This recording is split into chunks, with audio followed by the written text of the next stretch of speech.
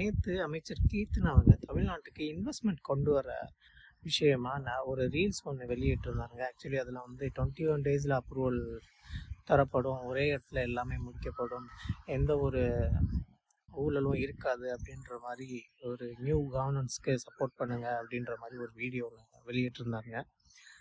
Actually அதை வந்ததுக்கப்புறம் பயங்கரமான ட்ரோலு, எல்லாரும் கமெண்ட்ஸில் பயங்கரமாக பேசுகிறாங்க. இது என்னது, தமிழில் பேசலை இங்கிலீஷில் பேசுகிறாங்க, அப்புறம் அது இதுன்னு பழைய அமைச்சரோடலாம் கம்பேர் பண்ணி போட்டிருந்தாங்க. ஆக்சுவலி பழைய அமைச்சரும் நல்ல அமைச்சர் தான், நல்ல இன்வெஸ்ட்மெண்ட்லாம் கொண்டு வந்திருந்தாங்க.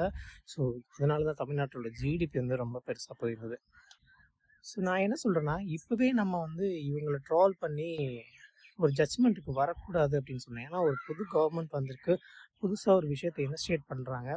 அது ரீல்ஸாக இருந்தாலும் சரி, டைரெக்டாக போயிட்டு இன்வெஸ்ட்மெண்ட் கொண்டு வரனாலும் சரி, எதுவாக இருந்தாலும் அது ஜஸ்ட் ட்ரை தான். அது எல்லா விதத்துலையுமே நம்ம ட்ரை பண்ணணும், அதுதான் நம்மளோட எய்மாக இருக்கும். அதுதான் அந்த முயற்சி தான் கண்டிப்பாக ஏதாவது ஒரு விதத்தில் நமக்கு சக்ஸஸை கொடுக்கும் அப்படின்றது. ஸோ அதை நம்ம சப்போர்ட் பண்ணாமல் ட்ரால் பண்ணுறதுனால கண்டிப்பாக எந்த ஒரு பிரயோஜனமுமே கிடையாது. நீங்கள் சப்போர்ட் பண்ணுறனாலும் சரி, பட் இந்த மாதிரி ட்ரால் பண்ணி அவங்கள புல்பேக் பண்ணக்கூடாது. ஆக்சுவலி அவங்க புல்பேக் ஆகிற ஆள் மாதிரியும் தெரியல.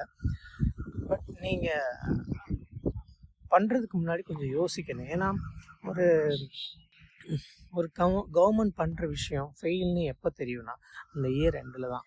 இப்போ இவங்க ஒரு முயற்சி பண்ணுறாங்க, அந்த முயற்சி ஃபெயில் ஆயிடுச்சுன்னா இந்த இயர் எண்டில் நமக்கு தெரியும் எந்த ஒரு இன்வெஸ்ட்மெண்ட்டும் வரல, எந்த ஒரு க்ரோத்துமே இல்லை, தமிழ்நாட்டுக்கு வேலை வாய்ப்பு கம்மியாக இருக்குது அப்படின்றது அந்த இயர் எண்டில் தெரிய போகுது. ஸோ அப்போ நம்ம வந்து அதுக்கான கேள்விகளையோ எல்லாத்தையும் கேட்கலாமே தவிர இப்போ கிடையாது. ஸோ அதை தெரிஞ்சுக்குங்க.